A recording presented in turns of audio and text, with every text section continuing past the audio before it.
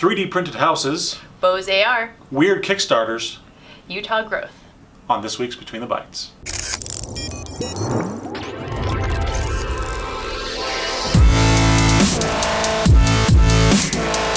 Welcome to Between the Bytes, where we're not as smart as your average nerd. I'm Sandra Smith. And I'm Gary Arnold. On this week's tech news, our first story comes from South by Southwest conference that happened this past week.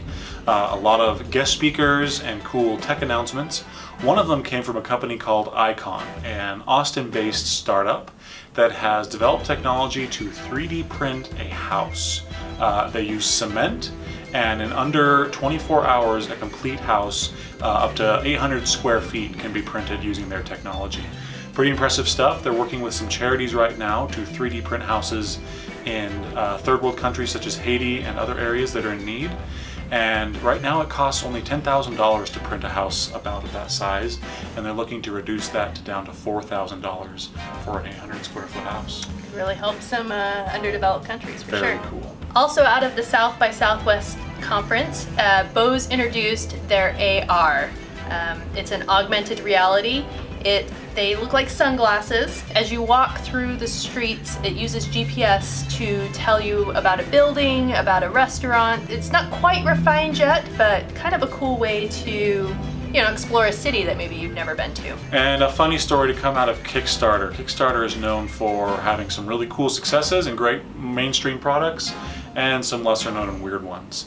A weird one that came out this week was headphones that will massage your ears. And as you can see, the headphones are quite large and really weird looking, but supposedly it'll help reduce anxiety and help you sleep better. So, you decide. Kind of a weird thing.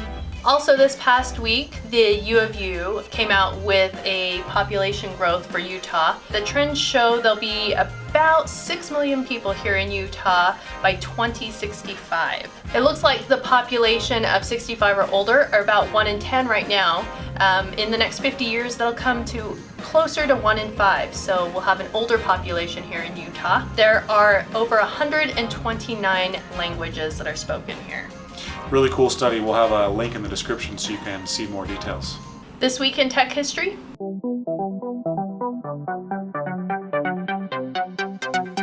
This week in tech history, on March 13th, 1986, after 10 years after their founding, Microsoft went public for $21 a share. Wish I would have got in on that.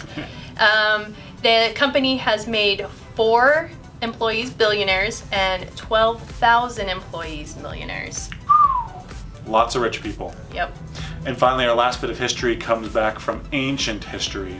It's estimated that around March 11th in the year 105 AD, paper was introduced to the Chinese emperor for the first time, and it became mainstream and massively used from then forth.